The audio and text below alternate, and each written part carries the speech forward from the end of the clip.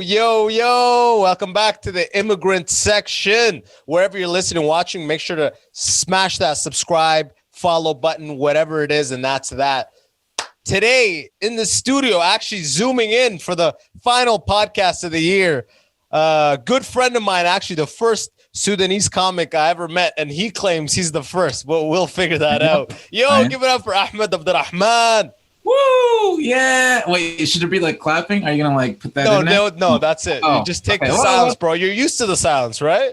I am. I'm so used to silence, man. I miss it. I miss the silence of the crowd. Let me just right off the top. I like that. I like your prison beard. Your prison beard is coming. It's a cross between a prison beard and a convert. You know, like when someone converts to Islam.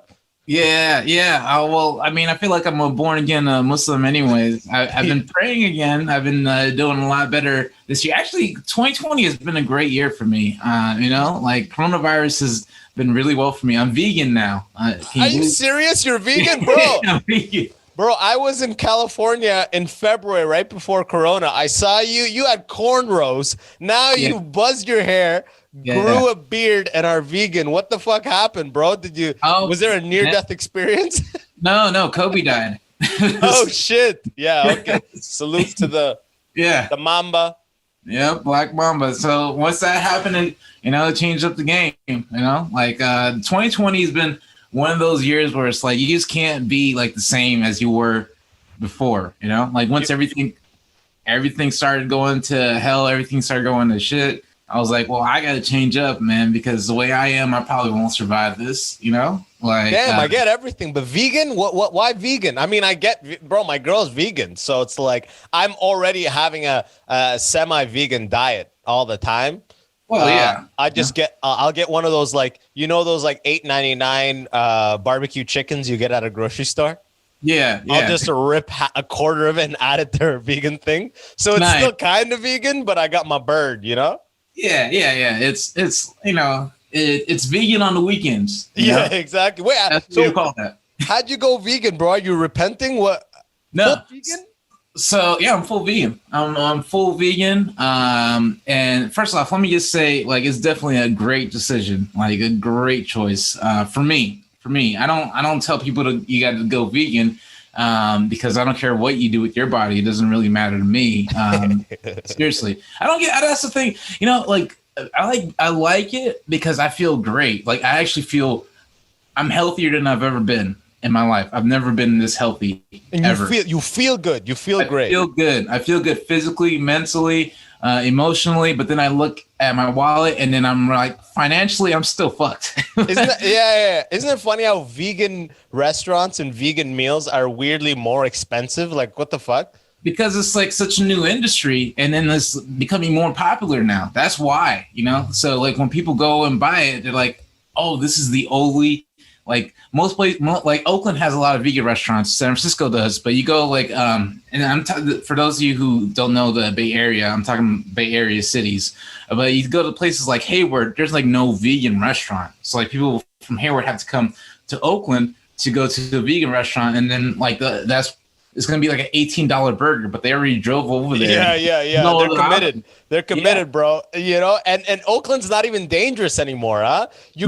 People are going to Oakland to get vegan options, man. It's changed. Yeah. Wow, yeah, it's always been like that. You came when it was in the middle. I was west. When I came, it was you could live in West Oakland and take BART or whatever into San Francisco, but everyone's like, oh, East Oakland's still fucked. Yeah, no, it's all the same.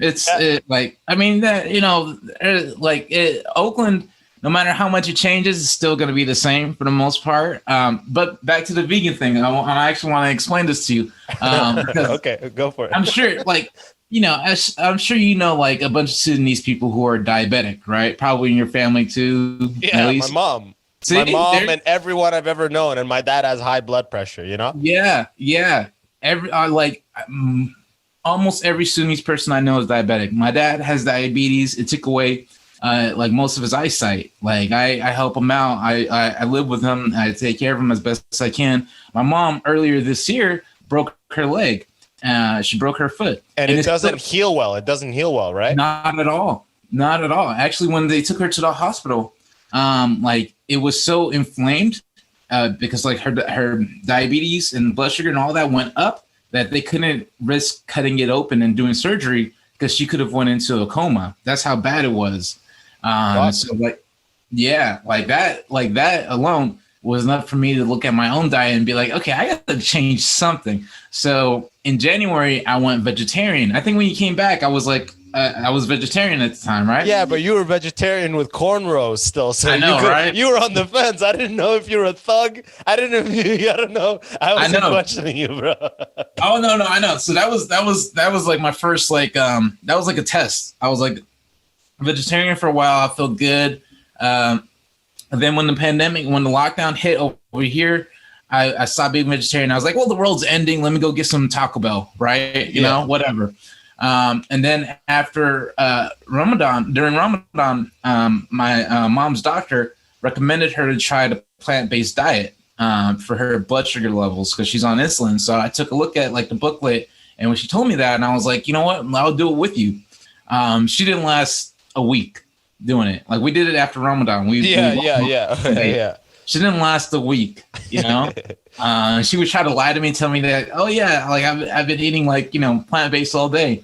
And then you're like, Mom, you're eating lahm, like you're eating it in front of me. You're eating meat in front of me. Really? Like seriously, Mom? But I kept going with it. I was like, I'm gonna keep going with it because I feel good. And like this was all after Eid. Like since May, I've been like vegan. And it's been great. Like I feel good all the time. I have more energy than I ever have. I can think clearer than I ever have. I don't feel bloated all the time, you know? Like that's what you always see. Anybody who goes vegan, that's what they hit you with. I have energy all the time. I'm this and that. And no, like I get it, man. Since I started dating my girlfriend, who's like now she's not even ever since we started dating, bro. I got her going back on eggs every now and then, and like we used to be all cook with sesame oil for her, and now I'm like, fuck it, I'm gonna cook with butter for everything. It's still veggie stuff and whatnot we're making, but I definitely get the benefit of a salad for lunch. I would have made fun of that at one point, but yo, if you have a salad for lunch, you are not bloated. You have the energy you need to get to like the bigger meal dinner, and you're just fucking killing it. You just can't have your enemies see you eating the salad. You know what I mean? Ah, man, like you gotta let them see you. So you're gonna be like, oh shit, he's playing. Oh shit, that nigga's on greens. Yeah, exactly. Now it's great too. You know what really sold me on it? Because like I when I went on it, I started like researching it and like all the benefits and stuff. Like like when her doctor recommended it to her, I was like very skeptical that it would work for diabetes because you know it's like our thing is sugar. But like it does, it actually like helps reverse like diabetes. It could help you prevent getting diabetes. So I am like I don't have diabetes, but both of my parents do. And like so you're like so you're like first round draft pick for diabetes. Exactly. So I was like, nope, I'm not getting it. And then I watched this documentary on Netflix. I think I forgot what it was called. The one that shows how factory farming is fucked. No, I don't care about that. You think I'm doing this for now? It's not an ethical matter. I'm just trying not to get diabetes. Make no mistake. Right? Fuck the animals. Straight up. Bro, you're probably mad in that Australia fire that you weren't there, you know, with the fucking fork. Straight up, man. You know, like I actually, when comedy came back for a little bit out here, like, and I turned this into a whole joke where I'm like, fuck the animals. I don't give a damn about them animals. All right. Like, I don't care. If you're testing colognes on fucking penguins. Like this cologne smells good. So it obviously works. Okay. Yeah. And you got some good smelling penguins out there in the wild. Out in the North Pole, right? and some shitty smelling ones from the beta tests, right? Right. Yeah, those ones they use Outcast. Yeah. I hope they ate those ones, you know? God forbid they let them out in the wild smelling like first round cologne, right? Yeah. I can't remember what was the name of the documentary, but the dude that made it was a UFC fighter. And so like he strictly like the whole documentary is like plant-based athletes. Like one guy, he has a record for like strongest man in the world, completely plant-based. This guy is lifting up cars, lifting up like people. Like he had like this rack full of 6 people he was lifting up and walking around. And this He's guy's probably eating like 48 coconuts a day and shit. Yeah. You know what I mean? Yeah. Yeah. But like they really go over it, like how it helps tremendously with just like everything with like athleticism, you know, stamina. So it really like I started working out too. Like after I became vegan, I started working out, and now I work out like 7 times a week, and I go for a run like 2-3 times a week. But before I couldn't run a lap without like having to stop for a breath. Now I can run like 6, like nonstop. That's amazing. Yo, kudos to you and your transformation, 100%. Because you used to be some fat fuck eating everything when I was there back in the day, bro. Bro. If you see me I remember having you at my house and feeding you, bro. Oh yeah, no, I would eat anything, man. Back in those days, oh man. Bro, spaghetti, all the old pasta I had and shit, man. Those were the days, bro. But man, I know so many comedians who have gone hard on MMA or, bro, we're addictive people, man. I have a feeling once we can go back to the stage, you're going to be having double Whoppers daily. Nah, man. You're never going back? Look, honestly, the way I feel is way better than I've ever felt eating a burger and stuff. Like it's not even like what the food tastes like. It's just like how I feel. Like I feel way too good. You know, that's what I'm saying. Like I made fun of that shit until I started having salads for lunch. And I'm like, man, you would think like, oh, I'm not going to get full off of this or whatever. But that's actually kind of the point, you know? Yeah. It's like you're not supposed to get to 100% off of some fatty thing. You're supposed to get what you need sustenance-wise and just be running like lean. And then you feel great. You feel like you're always ready to work out and shit like that. Yeah, yeah. But man, the promise of like meat and fast food and all that, it's such a short term, like, oh, I want it. It's going to feel great right now. But now, I rarely have McDonald's. I'll have Harvey's or A&W. You know, like the more premium burgers, right? Yeah. But if I do, I go, fuck it. I'm near McDonald's. I want a quarter pounder. Man, within like 8 minutes of it being in your stomach, you start feeling like by the effect of it. You're like, oh my God, bro. I'm getting old or something. Because it used to be like, it wouldn't make a difference if I ate it or not.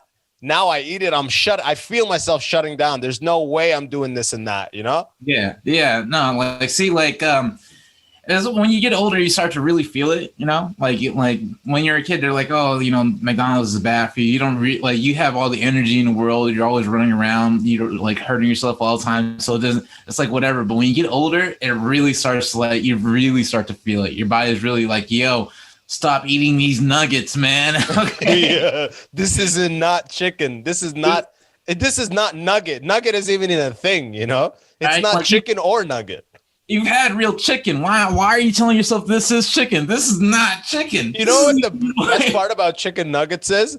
The size of them makes them so dippable into the sweet and sour container. That's what it was. Yeah. That's engineered. It fits so nicely. And so I have a question for you. You know, now that we brought up like fast food. Talk to me. Like Canada, like I don't know much about Canada. So like the menu over there in the Canada McDonald's, how much different is it from like America? Same menu for the most part, same menu, unless you go to the Atlantic.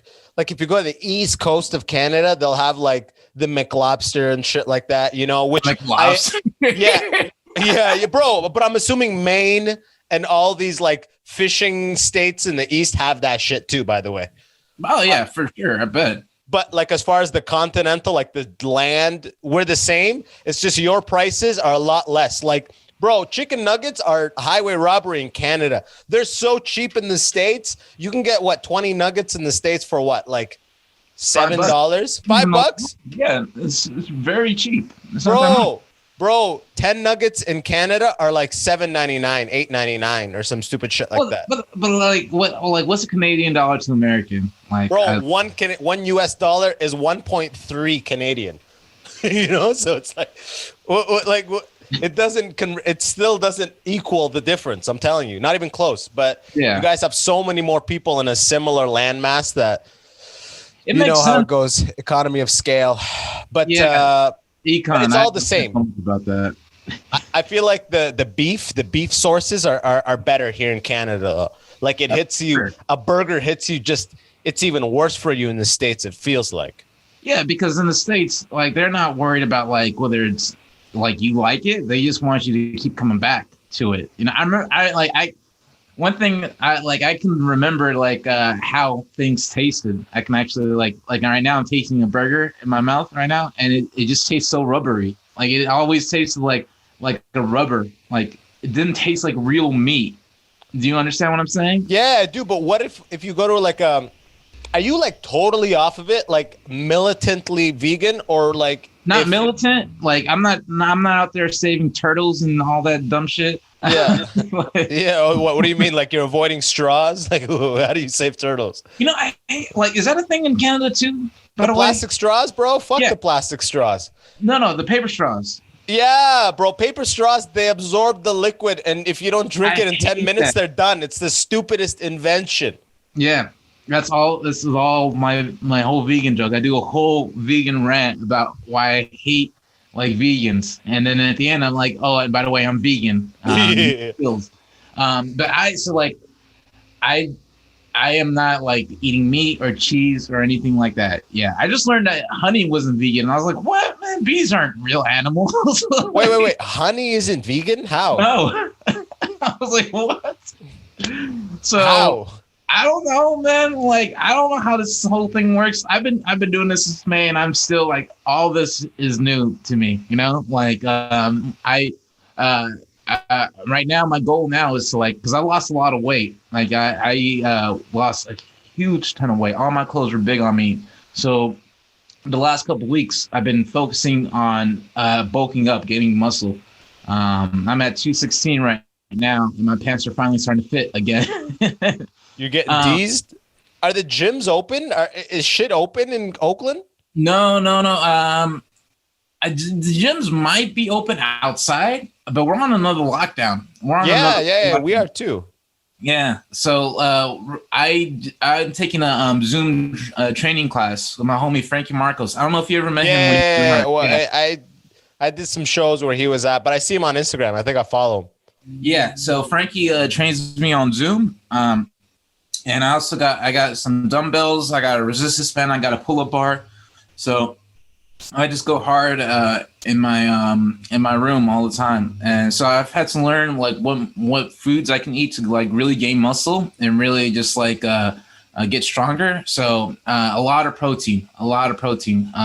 And I was looking up to see if honey was like vegan, because I like to I got to drink protein shakes. Plant protein shakes, and I like to put honey in my protein shakes. Oh, you're human, bro. Everybody puts honey in there, or peanut butter, which is vegan, by the way. Yeah, well, some, not all of it. It's not all of it. I don't give a fuck, bro. Not all of it.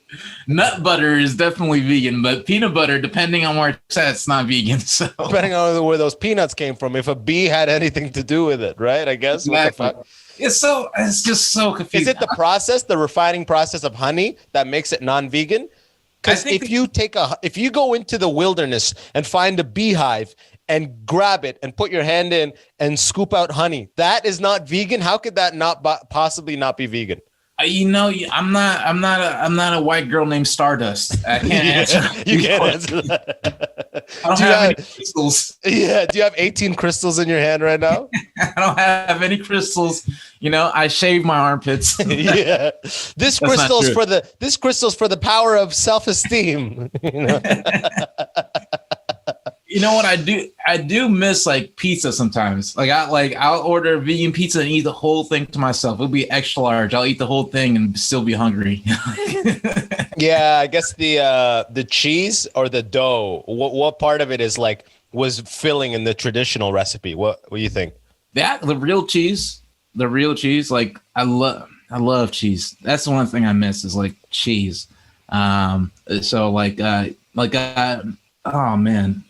That's so. I'll give you a second to just fucking just rest in peace. I if I had some liquor here, I would pour it for the cheese that's good died in your diet. You know. Well, let's move on from this. Let's move on from talking about food because I just realized we just spent 20 minutes on that. Well, you're the only. You're apparently the first Sudani comedian. Obviously not like, but I'm talking about that I personally met.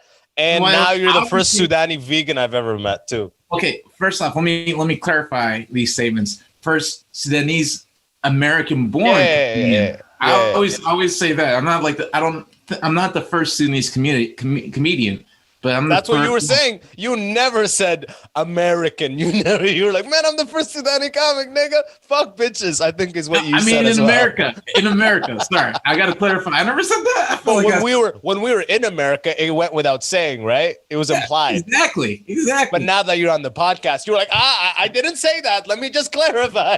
Oh no, I probably said that. I probably said that. You definitely didn't say Sudanese American. Let me rephrase it. I'm the first funny Sudanese comedian. Oh shit! Shots fired. There's a guy named Abdullah out there in Omdurman. Like, what the fuck? Listening to this shit?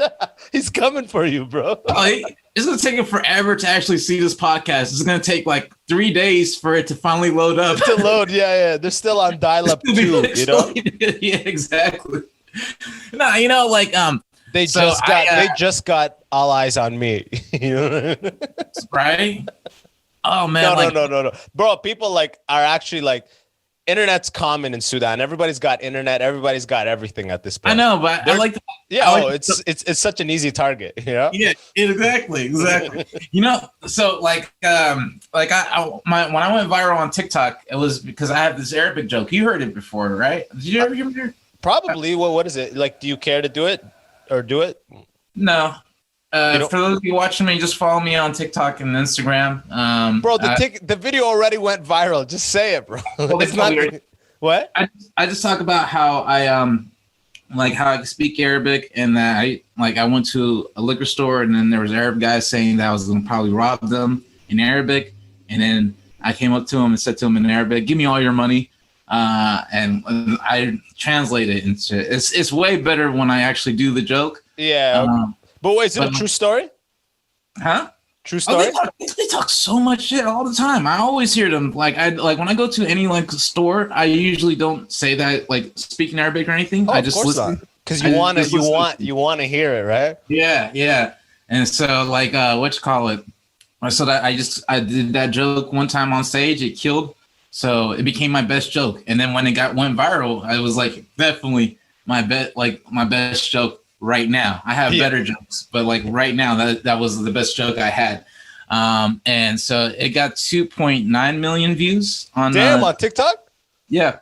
God damn, that's viral as fuck, bro. 3 million views.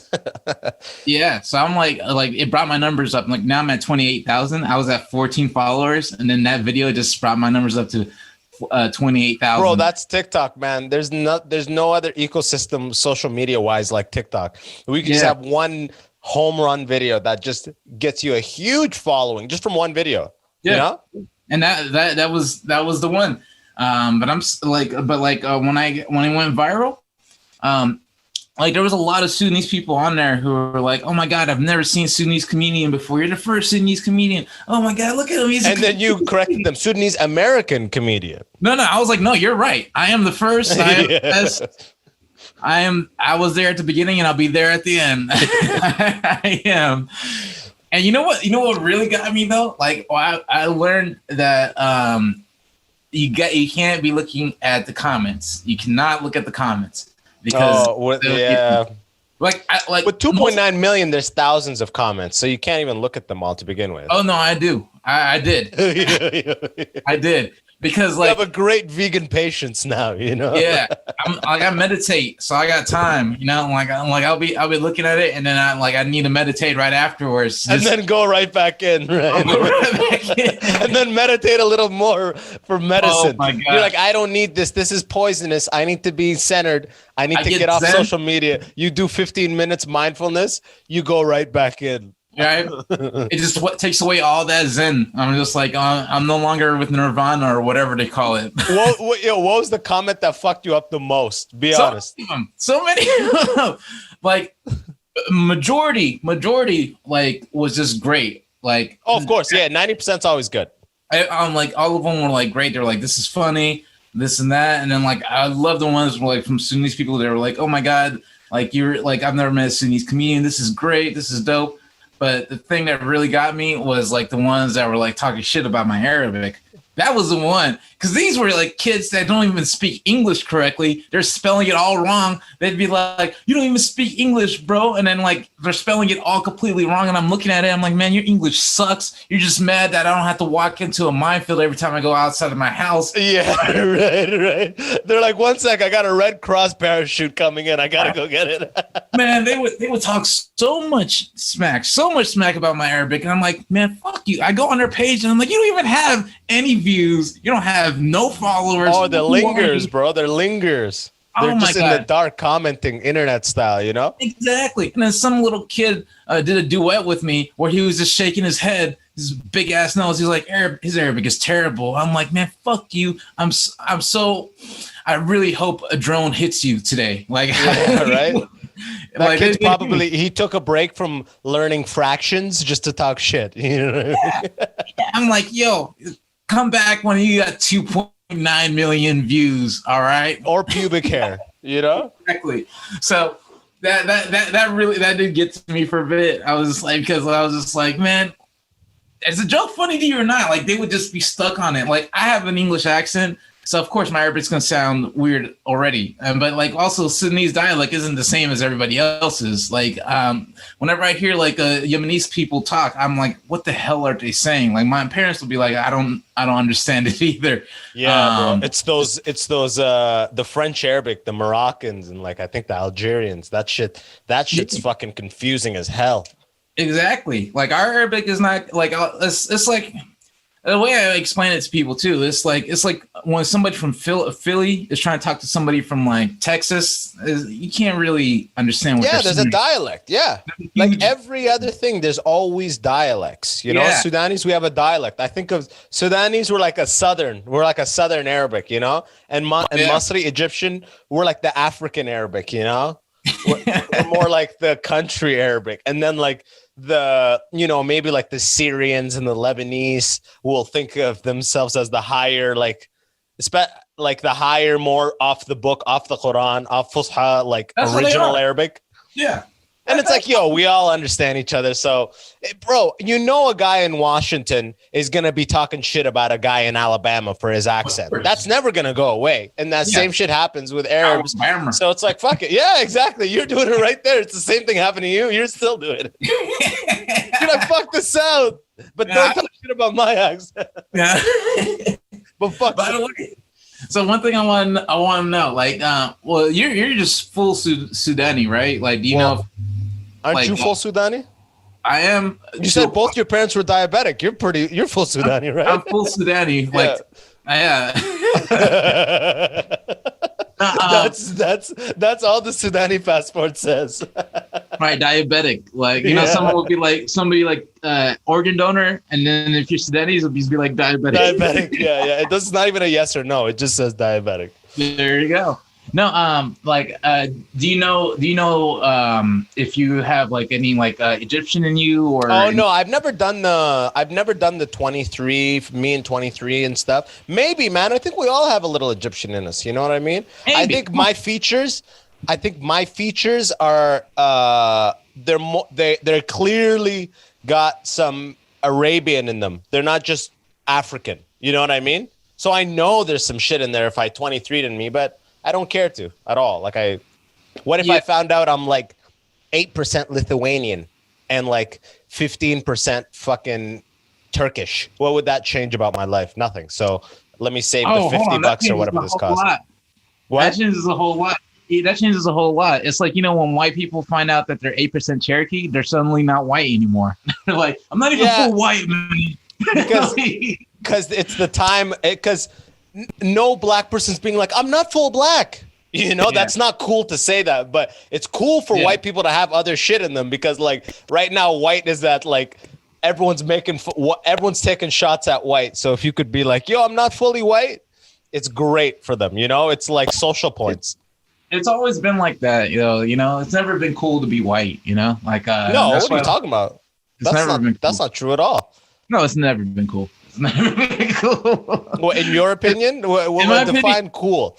Is it cool to get a job? Is it cool to go unharassed? What is cool? None of those are cool, man. Those are cool.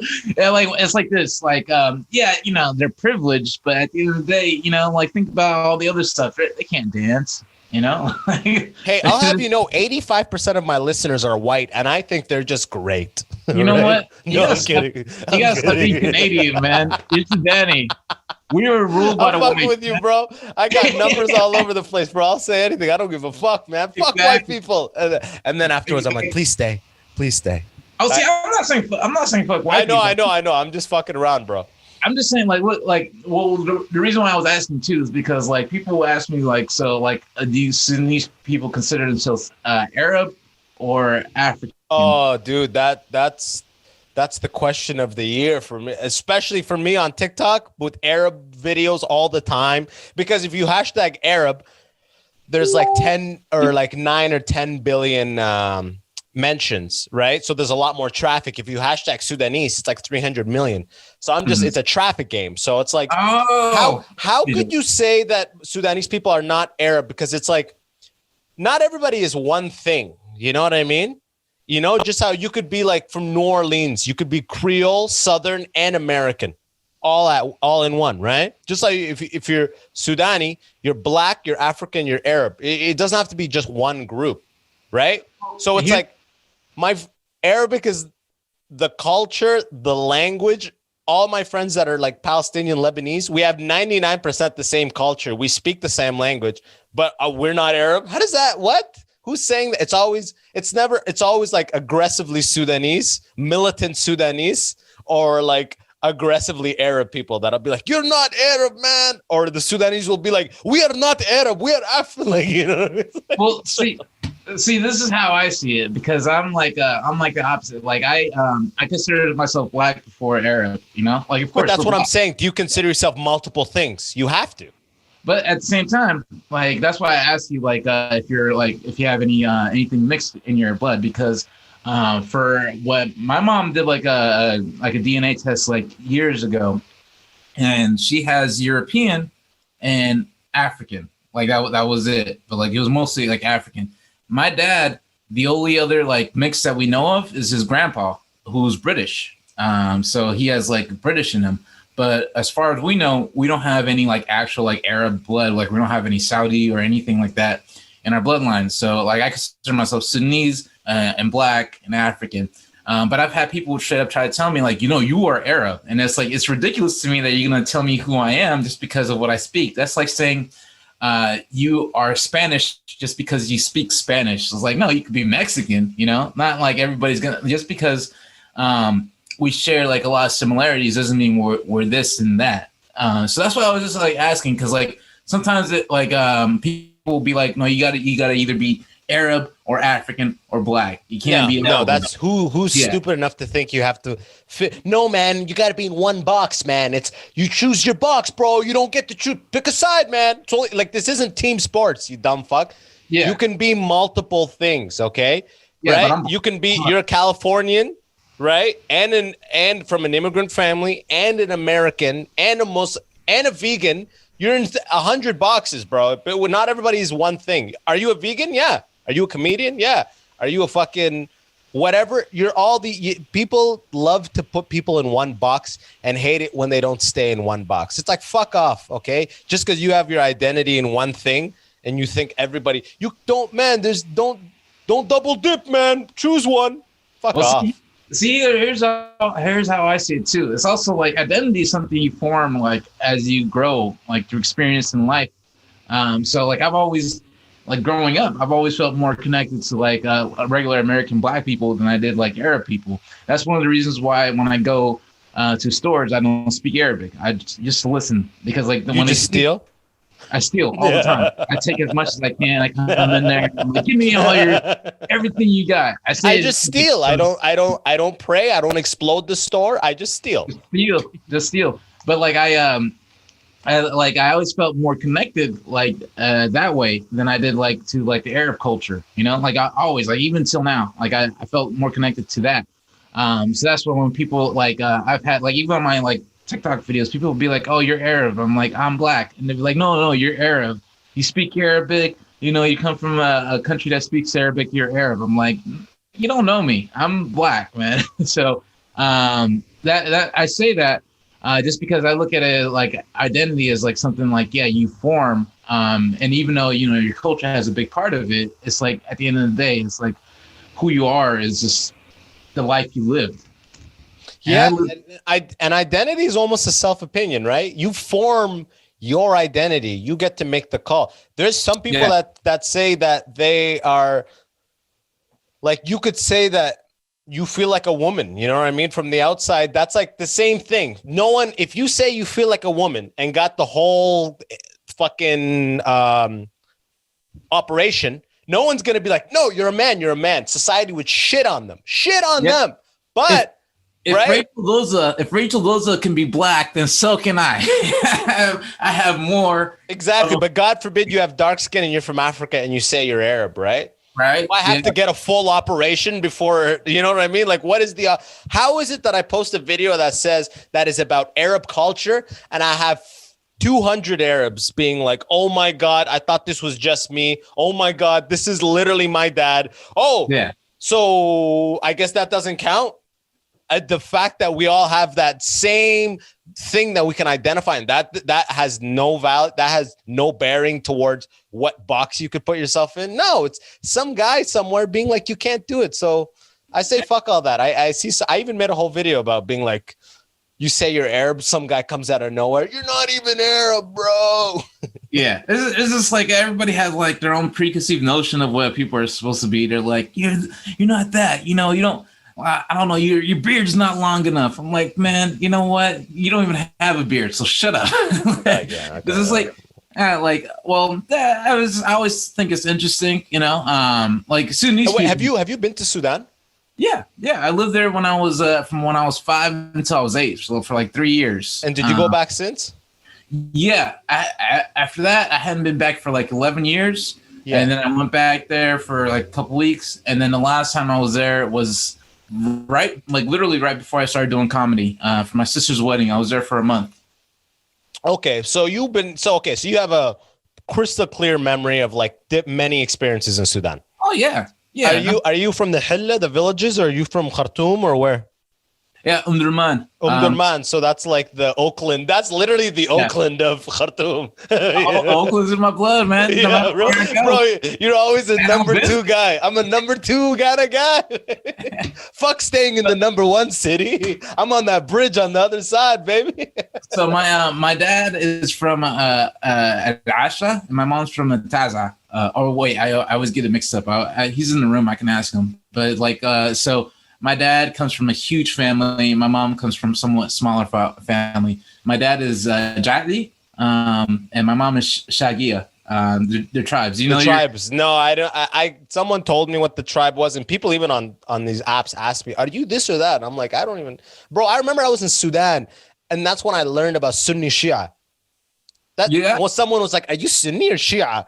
And I'm like, what the fuck? And then I forget. I asked my mom or someone, and they're like, you're Sunni. It's funny how they tell you what you are, right? It has no bearing on your identity. It's like, this is what we are. This is what you are. Tell them you are this team. Sunni. You are Sunni. I only learned about it 10 seconds ago, but I'm Sunni, and I'll fight you if you say I'm Shia. You know? I don't know if your parents do this too, but did they ever like say something to you as if like you're supposed to know, and then like it's like you guys never taught me this? Yeah, like, literally that. It was like, you're Sunni. What do you mean? My mom, you're Sunni. What do you mean? Exactly. It's the same thing with my family. Like they'll say something to me, and they'll say like something, and they act like I'm supposed to know. I'm like, wait, what? Like I never got the memo. Fuck. Everything about my family. More people outside of my family know more about my family than I do. You know, like that's how crazy it is. I don't know if that's your Sudani thing or my family thing, but zero communication. There is no communication. There's maximum secretivity. I don't even know if that's a word. Like my mom comes up to me. She's like, Abbas, she was pregnant. Like she didn't say it in Arabic, but she's like, she was pregnant again. She's, you know what I mean? But don't tell anyone. Shh, don't. And I'm like, she's like, she has a bump. She already has 2 kids. It's not like she's pretty married. obvious. What is the secret?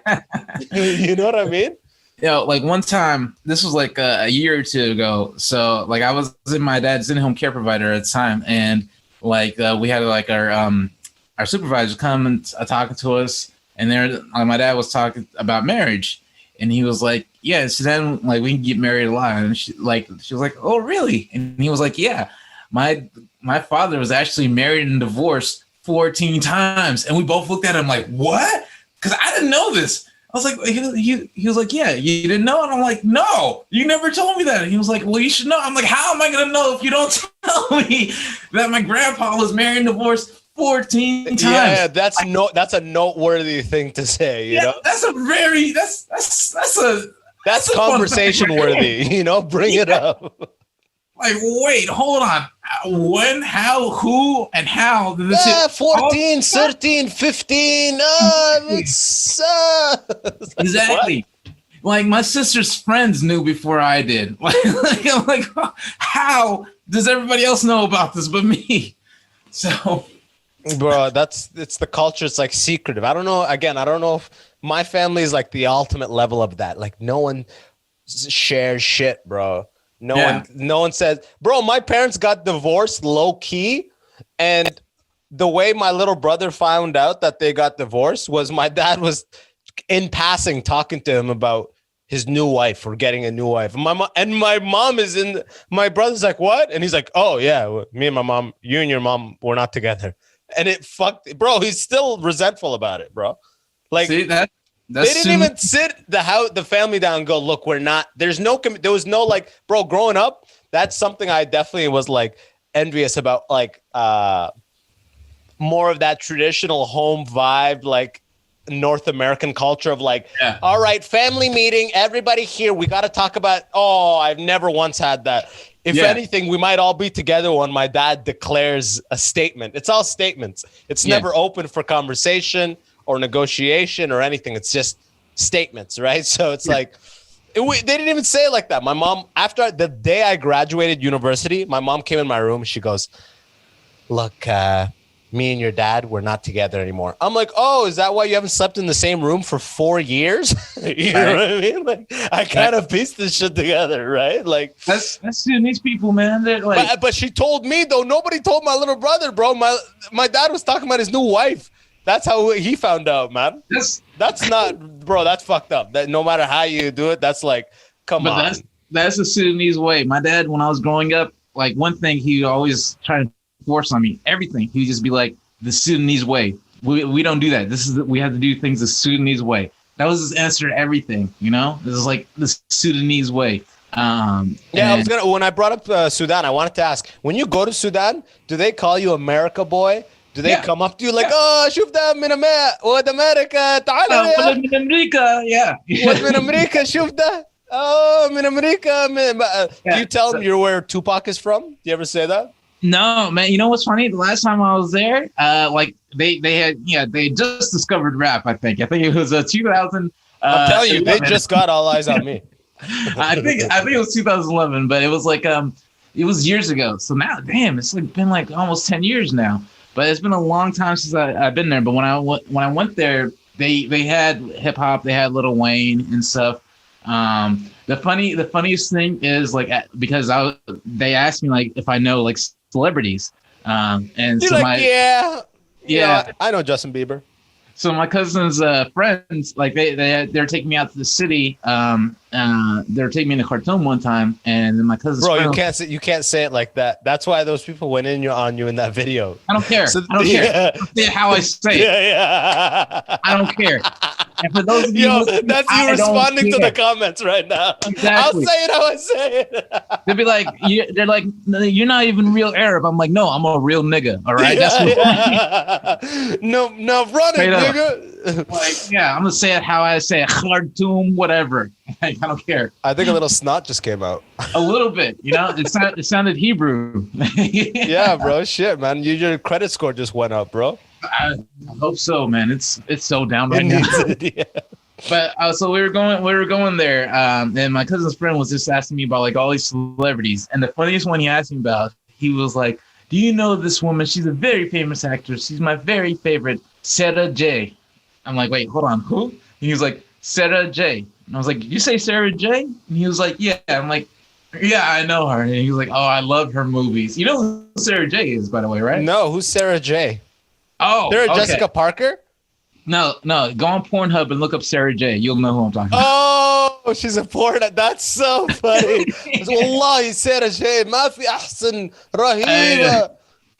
Sarah J. ما في أحسن من Sarah J. She's known for messing with black guys. She's yeah, those interracial scenes, bro. Yeah. You know how I don't know? I don't fuck with professional porn in a while. I'm all about that amateur, bro. It needs to be, you know how your camera is right now? That's how I gotta watch porn. You know what I mean? It needs to have the vibe of like, oh, this happened, and not the vibe of I know if I'm watching porn and I know behind the there's a sound guy doing with the boom mic and there's 8 lighting guys. I can't get into it. I don't know why people are like that, because I like watching the professional stuff. I like the stuff that's done very well, very high quality. I like the actresses to know her lines, because I know it's going to go exactly how I want it to go. That amateur stuff, man, they'll have a TV like playing in the background. They'll have music playing like from You're right. And I've watched. It's all bad. And it's some fat guy. I'm like, what the hell? I've definitely watched some amateur stuff where the girl's just like, oh, you're so line. Line. Right? They're like big. You're like big. They're like big. I don't like Damn it, I had it. I don't like the amateur stuff. No, I like amateur, bro. I prefer it. It makes me feel like, oh, that's happening. I can get into that way easier than knowing the reality of the scene I'm watching professional. That there's a director. It doesn't change. Like you know the reality of the scene, no matter what. At the end of the day, at the end of the whole thing, it's just gonna end at some point. It's gonna be a money shot somewhere. I just can't get into it. You want good quality stuff, my man. Like, look, I only mess with good quality. There is nothing else that I pretty much avoid the good quality shit to get the homemade shit besides porn. And that's what I'm saying. It's like, yo, would you rather watch The Avengers if it was just made on like a shitty quality camra? If I was trying to jerk off to it, yeah, just like get around the backyard and stuff. Like no, that's not how it works, man. I'm in the corner in the theater. Can we get a fucking camcorder in some of these shots? Fuck. Right. Yeah, I miss bootleg movies. That's one thing I do miss. I miss watching a movie that was recorded at the theater and then watching people just walk by. That was the best. And it made you laugh every time too. Oh my God. Oh man, I miss that. You can't get that with Netflix anymore. Yo, how funny if someone in Sudan asks you, do you know G-Eazy? You're like, actually, yeah, he's from Oakland. Yeah. Right? No, but like this guy was really on Sarah J too. He was, because like her whole thing is like black guys, like 95% of everything. So he was really I know Sarah J. She's like, from 10 years ago. I remember that's 10 years ago. 10 years ago, any porn I could get, because it used to be any porn you can get is what you would take. Now it's the selection. You have preferences, right? It's beautiful. Yeah. So now you remember. Yeah, like it was funny. Yeah, I remember. Oh, Sarah J was nice too. Yeah, she was down for the cause, She had like a rat face, though. I mean, she still does. But her face, she looks like a rat. Like, yeah, but she always had a black power pick in her pocket, so I was down with her. You know what I mean? Yeah, right. Yo, are you doing comedy out there at all? Now, no. I was killing it. You know me, I'm a beast. But like No, you're definitely, bro. I definitely don't underestimate you. I thought I was gonna come out and smash when I came out, but I remember after Cobb's, we went and did that show right next door, and I bombed, and you killed, and I was like, "Fuck, I gotta know my place." You know what I mean? Hey, no, man, no. Like, what you call it? You were coming from like a whole another country. I mean, well, you guys are a country, right? What are you? Canada? Yeah, bro. Really? You're looking real American right now. You guys are a country, right? Because I am. I'm actually jealous of Canada. I want to go there right now. Oh, like, bro, we're America's hat, and we love it, bro. We're like a nice fitted cap. You know what I mean? You guys are so lucky. We were doing stand-up for a while, and it was great. Actually, it was so good that like I didn't even need to really work. I was like doing well. Oh, damn, you were getting to that level. Fuck yeah, dog. Yeah. Are you working a lot with Stroy and Hella Funny? Stroy Moyd, I just gave him a shout out on like a podcast or two ago. I got a lot of love and respect for that dude. And I saw he got a sick part in a show where he's playing himself pretty much. Yeah. I was with him when he went to LA. He was trying to get me on the set, but because of COVID, I couldn't get on set. So the whole thing was like a vacation for me. Like I spent like almost every day at the hot tub. Like it was great. You were already vegan. You fit right in. You know what I mean? It was great, man. And it was a good time because I learned a lot from Stroy. It was cool hanging out with them and stuff. Like we've hung out a lot, like from like in the past. That was like the first time we were like hanging out like damn near like every day, like all day. And it was good because I learned a lot from him, and just like watching him work and learn the lines and stuff and helping him out with that was great. And then just getting like advice. He's always giving me advice. He's like a big brother to me. Oh yeah, Stroy's the fucking bro. He gave me my first set. My first set ever at a show was him at Cobb's in 2017 when I was back in there. He gave me 5 minutes at Cobb's, bro. I'll never forget it because I was in the green room and I remember I asked the headliner, I was like, "Are you on the show?" Oh God. I miss Cobb's, man. Was I hosting that night? No, you know who was hosting? That Jewish looking dude with the long hair and glasses who had jokes about the glasses, remember? He went to New York. He went to New York. No. Oh, wait. Short dude? Yeah. He was like ginger curly hair. Then I don't know. I was gonna say Tim Young, but he didn't. No, this was the guy back then too in 2017. I don't know. They're all white guys, you know. That they all look exactly the same. Like no, this dude had that look. He looked like Carrot Top. Like I don't know. You know, Clay Newman, but no, not Clay Newman. Not Clay Newman. But anyways, that guy was hosting. I forget his name, but he was hosting. And I still have the video from the back of the room. And I'm proud as fuck. Yeah, I had my roommate came out and she videotaped it because I really wanted. I have it on the computer. It's like I still remember. Oh man, it was so bad, but I did okay. I did okay, but it was like now when you watch it, you're like, oh God. Yeah, I hate having to watch my old videos. I'm doing that now, but I've run out of videos because I didn't record myself that much. Whenever I record myself, like I actually went and like I was like, I'd have somebody hold my phone and record it. It'd be like, oh, yo, can you record this? I didn't do that well, but whenever it was like somebody recording and I didn't really like pay attention to it, smash. All my best videos is just like somebody else recording without me asking them, and that's like 3 or 4 videos that I got. Bro, I feel so. I hosted a show in London, Ontario, my hometown, that I promoted for a while at a great headliner. I did like 20, and I had my buddy who has a production company. He just wanted to do this just because he loves stand-up. He had 4 of his guys come out. He mic'd the room up. He had 4 guys on camera. It was a high production like recording, bro. But it was my first one in like it was between lockdowns where I was rusty as fuck.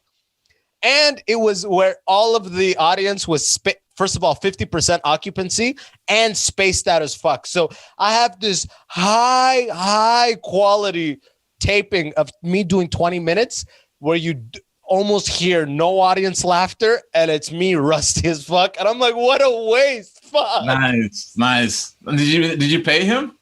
No, he did it out of he wanted to do it. Yeah. Oh, if I pay, I would have been destroyed. But like, and they cut it, bro. If like, you saw I bombed and I had to pay $50. Yeah. No, this would have been like an $800 setup if I paid for it. Damn. Bro, there was 4 guys there.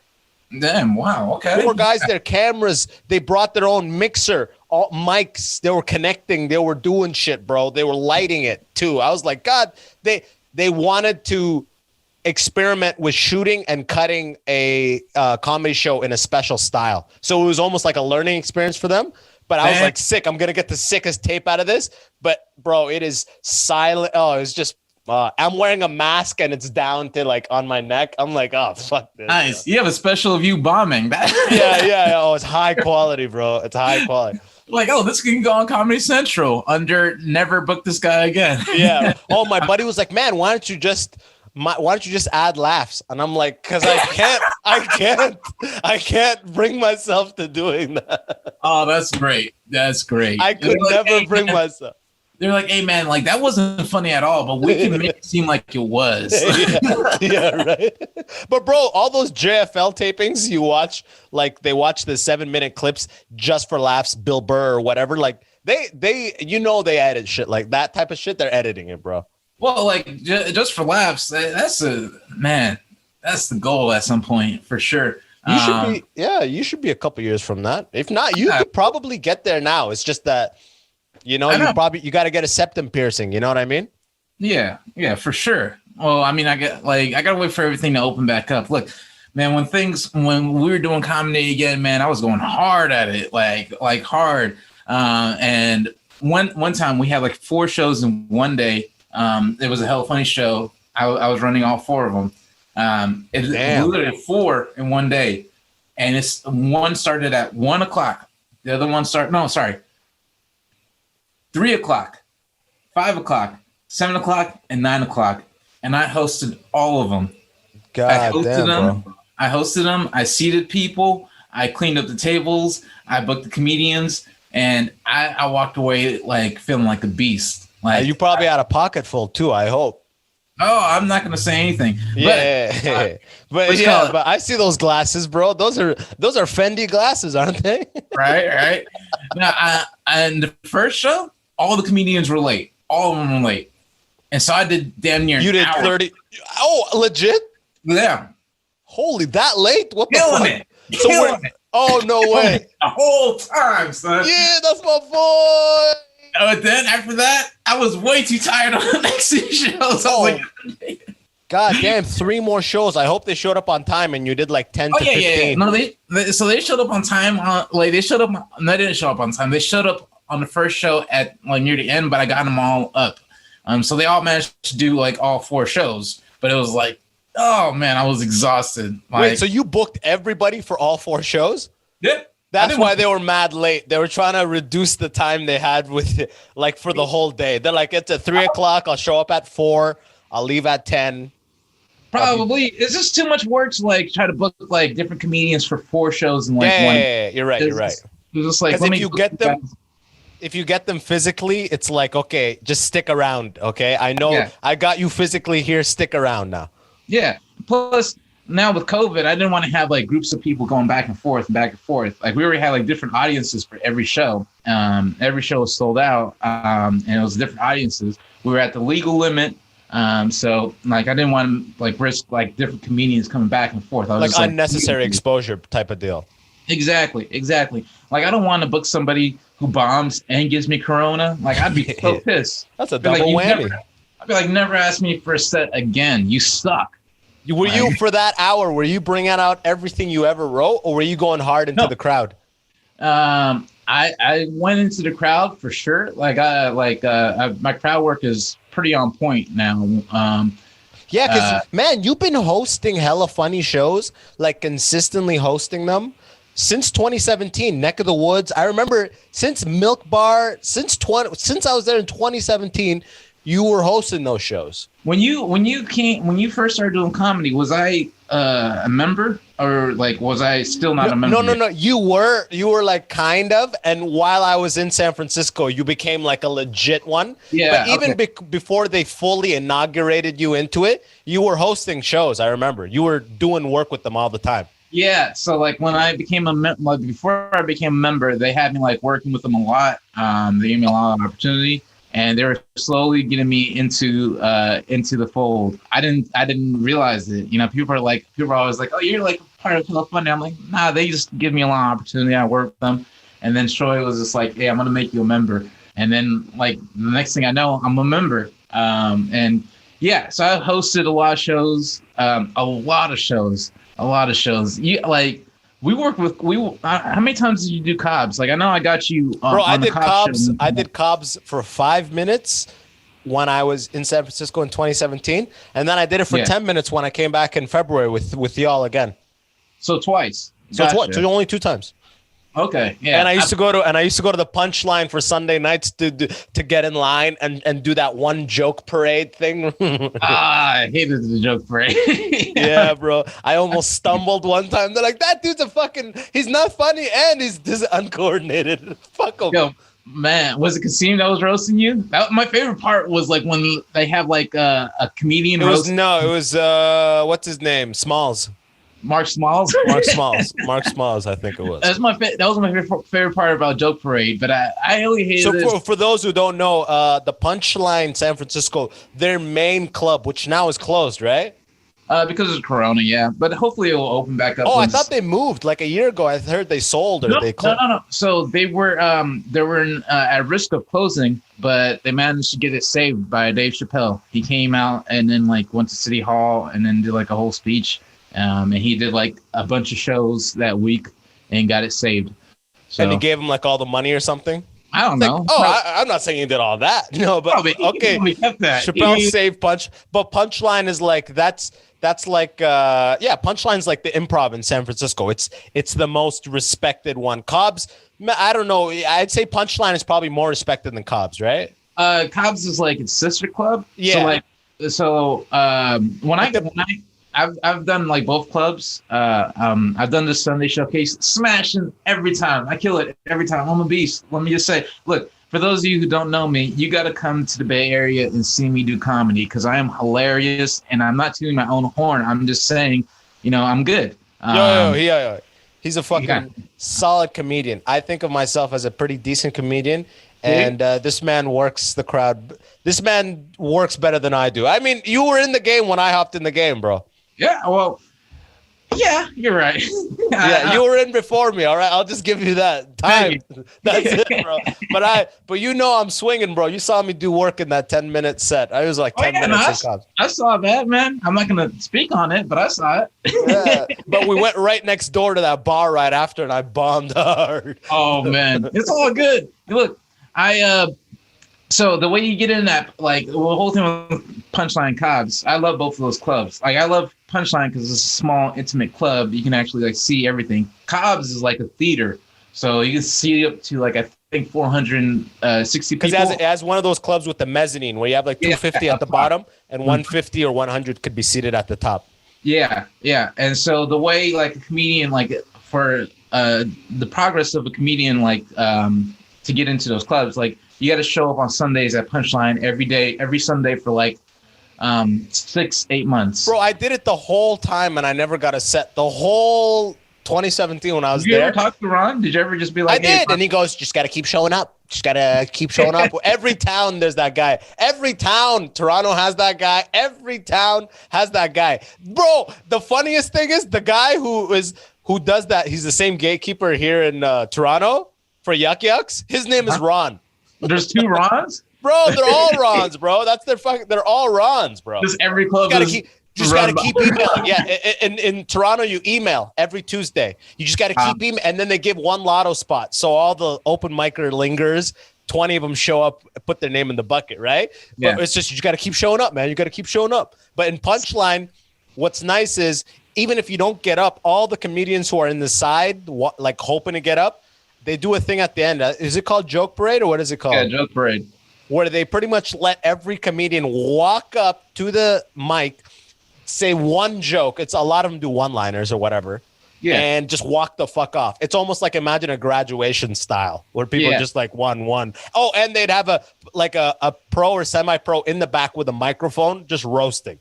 Oh, and on stage too. They have like two of the pros like doing that. And the thing is about that is like they do that like I think like once a month, and it's like an old Punchline tradition. But for a comedian like to really like move forward in the Bay Area comedy scene is like getting up on a Punchline stage to do an actual set. That's what you want to do. You want to get up and you got to do good. You think you do good 2-3 times, and then you get up at Cobb's. They'll put you up at a showcase at Cobb's. You're in rotation. The gatekeeper's seeing you, and now you're getting ready for like an audition. You got to just keep getting up all the time. So I got up at Cobb's before Punchline. Stroy put me on Cobb's, and then literally the next week, I got up at Punchline, smashed it both times, just killed it both times. What can I say? I'm amazing, you know? What? Just get off your own dick, bro. Fuck. You know, I'm sorry, man. I'm trying to, but it's just too big. I'm literally sitting on it right now. This is in the chair. This is like the whole thing. I hope you didn't do this joke. The whole wall's like, this isn't the joke, man. I'm spitting straight facts. These are facts, nigga, man. Man. Veganism makes your cock big. It's a fact.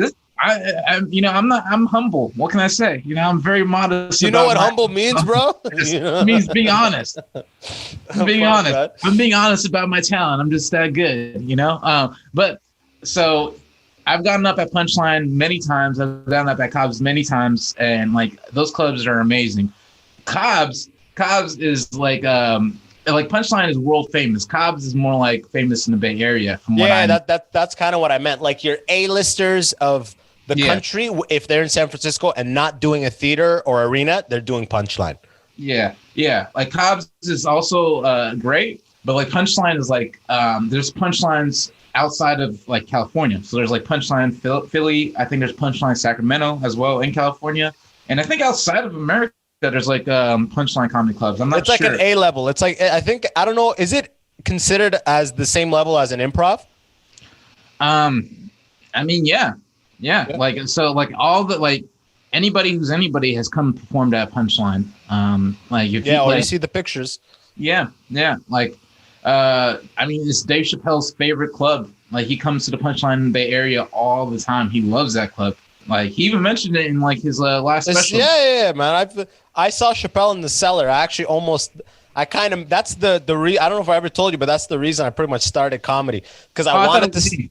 Oh, it's because of you? Yeah, man.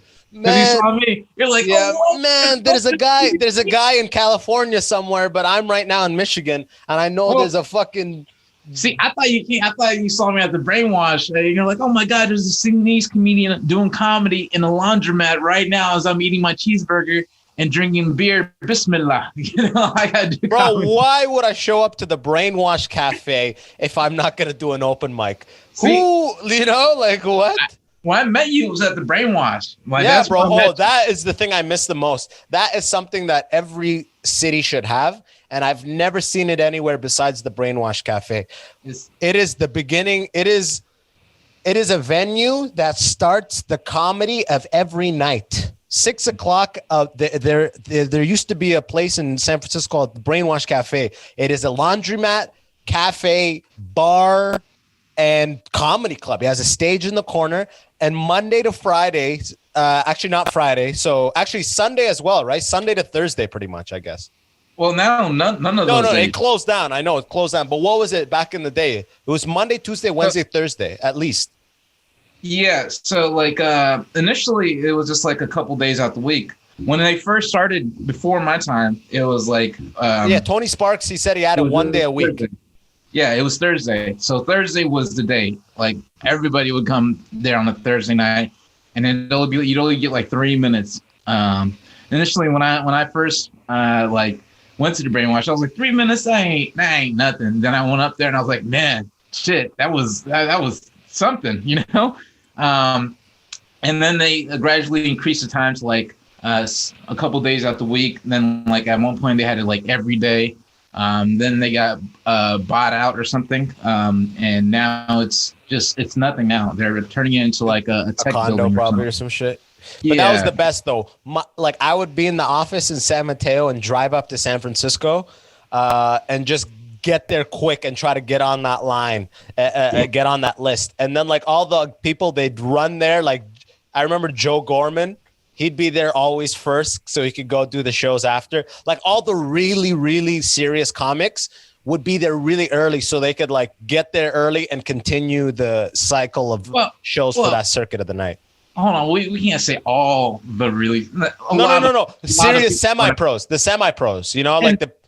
Yeah, there's like a lot of people there that were just like straight up delusional and crazy, and then they did it, like, and then you're like, oh man, maybe comedy isn't your thing, you know, like. But it was like, sick to always. It almost felt like it felt like the cafeteria. Every day you'd see the comics. Every day in the same spot you would start, and then every day would have their open mics in random places. Sometimes it would be the only open mic of the day, but every day you would come there. It was like school. It was the only time in all of my experience of comedy it actually felt like school. The Brainwash was comedy school, bro. Yeah. Tony Sparks was our teacher. Tony Sparks is a Bay Area icon. One of the funniest, actually hands down the funniest human being I know alive right now. He's I hope he's doing well health-wise. I talk to him every now and then. He's gonna be like he was supposed to host our New Year's Eve shows. He always hosts our New Year's Eve shows like every year. He was supposed to host them this year, but then a lockdown happened. So I think we're moving to a Zoom format. So we're gonna try to get him on the show. And so we'll see. But he's good right now, you know. Tony, I swear is like Sudanese in some way, because he's diabetic also. Oh yeah, for sure, man. Tony's the guy. Anybody I meet, there's anybody that I meet that's like diabetic, I'm like, oh, what? You're Sudanese? What? every single person. But yeah, so it was a great place. Like it really cultivated like a lot of Bay Area talent. You know, Ali Wong came from there. Ali Wong, Mosh Kosher, Hassan Minaj, they all started from the Brainwash Cafe. And if you're a comedian, like you would have heard of the Brainwash. It's world famous, actually. It's very, very That's famous. why I feel like I lucked out, bro. I went in just for that. And right when I left, a month after I left, it closed. I was like, damn, what are the odds? It was all your fault, man. Oh yeah, imagine, man, that guy, bro. Yeah, that fucking guy. Yo, I was gonna ask. So, what's next? Once comedy comes back, what's your future comedy plans?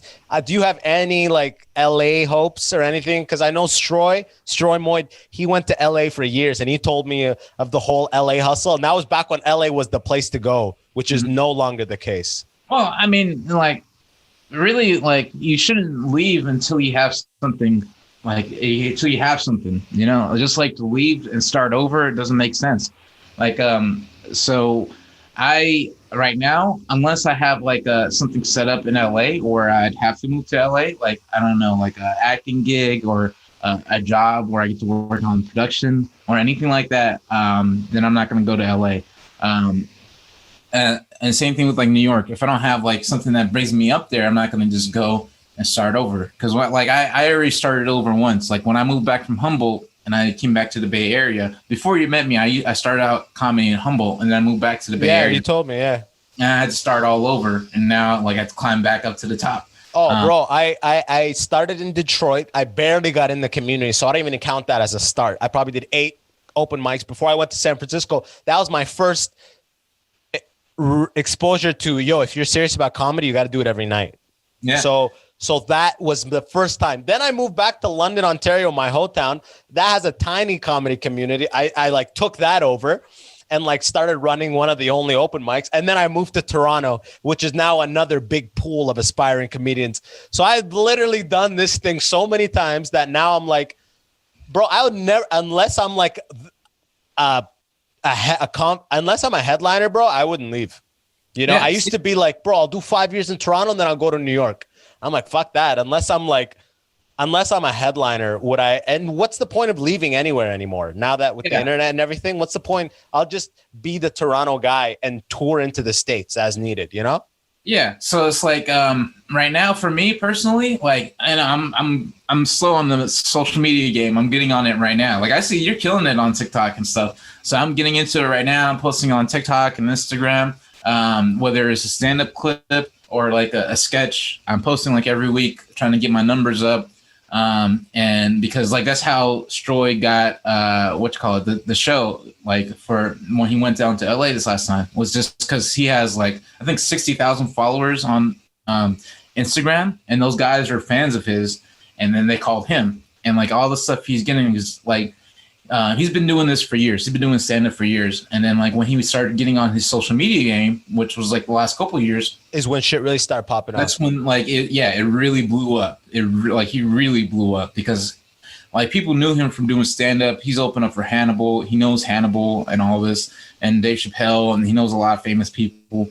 But once he blew up on social media, then he just went on a whole other stratosphere. Yeah. He's not even in the same like level anymore. Yeah, I love it, bro. I love it, bro. Nothing like a good dude to get good shit, man. That's the best. Yeah, and that's what he was talking to me about when we were down in LA, and that's why I'm not like planning on moving. It was just like he was just like we were just talking about it, and he was telling me that I need to keep on my social media game and keep that up instead of like moving somewhere and starting over. Especially now, like I know a lot of comedians now. I have resources now. I know like a production group that I can work with, that I have worked with out here. So for me to go somewhere else and start all over, it's just too much work. So once comedy starts back up, of course I'm gonna be hitting the stage hard. But I'm gonna just keep focusing on putting out sketches, videos, finishing up my scripts, and then just keep working at that. Which actually, before I forget, does your roommate still have the video of Cobb's years ago? Because I want to see am I recording that? I have it right here on this laptop that I'm talking to you on. I have that video. You have? Am I on the video? Because I want to get it. I'm running out of clips, man. I need to. No, you're not. Why? It's a 5-minute clip. How would you be on the video, bro? You weren't even on that card. I probably was. No, I was right. I got up. I'm sure. No, I don't think you. No, are you talking about when I was there in February? No. Oh, wait, you recorded the one in February? No, I didn't. I'm talking about like the when 2017. No, you weren't there. You weren't there that night. You sure? Yeah, Stroy wasn't even there that night. No, I was with you when you were at Cobb's. I remember that. Okay, I don't know if you got up though. I usually get up. I don't go there. Bro, I'm not trying to challenge you on the podcast. Bro, you weren't even, you know what I mean? But you were not in the video. I don't remember you going up, but you might have been there with me that night. The point is we did it in February and it was a sick show. That was the Crazy Funny Asians night, right? You know what? It might have been the night I came after a show to hang out. But I didn't get up because I actually remember that night. Because somebody thought I was Bryant Hicks. I don't know if you remember him, but somebody thought I was him. Who's Bryant Hicks? Another black dude with glasses. He had a lot of hair. This is back when I had an afro. So somebody came up to me after the show and they're like, "Oh my God, you're so amazing! You're my favorite comedian." And I didn't bother correcting him. I was like, "Oh, thank you." And he walked away. Brian came up to me and I was like, "Hey, that guy thought I was you." And he was like, "No, he didn't." And we looked. And we saw him talk to his girlfriend about me. He was like, "That was definitely him." And he looked and he saw both of us and we just started laughing. That's so fucking funny, bro. I've been all the time.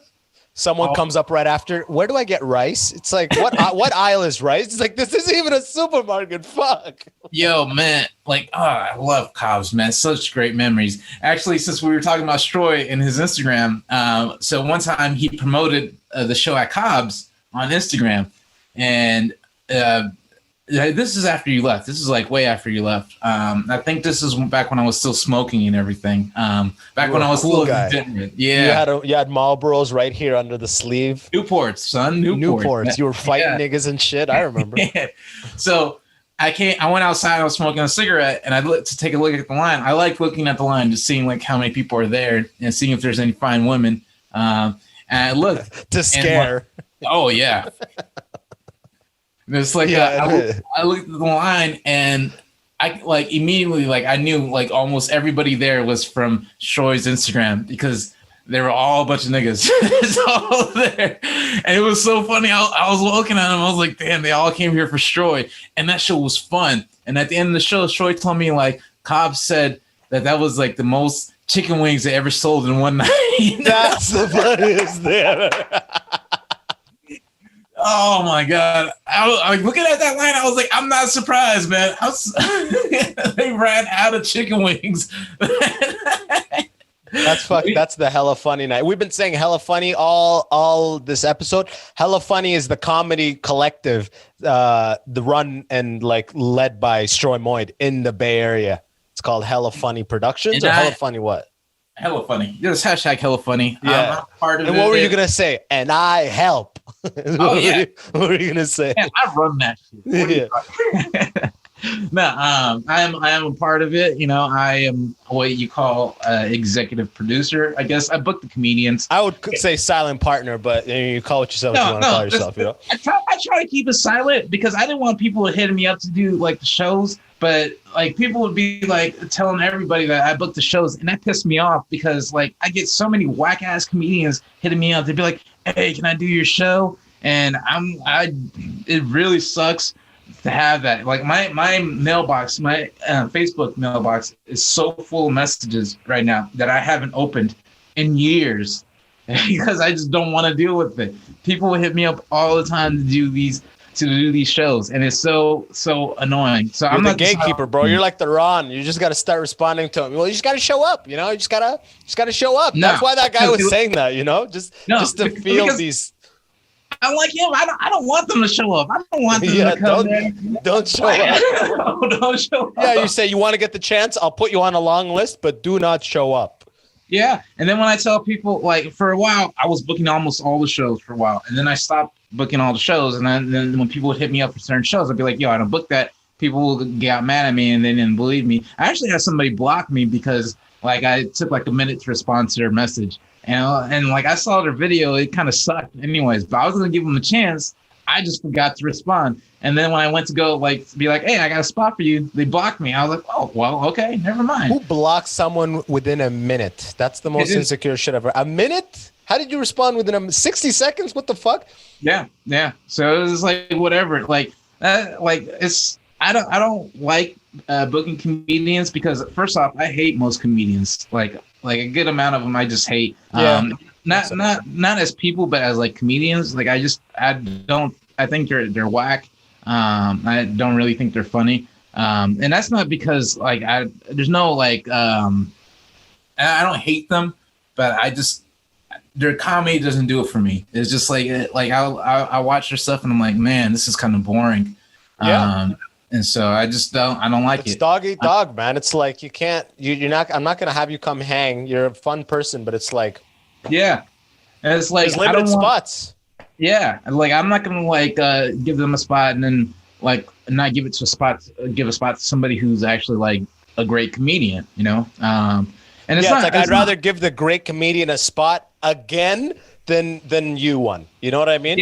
Yeah. Until you've proven that you're, funny. And it's like all of us started like not funny. We've all bombed. Even now we all bomb. But like some people, they just haven't gotten funny, and so I can't book them because they're just not funny. It's like, yeah, you're a cool person, but you're not funny. Just get that in your head. Tough. That's hard to navigate when you like them and you've known them for a while and they've asked for a long time, and like you're like that evolution's not what it needs to be for you to book them, and you're like, that's hard, man.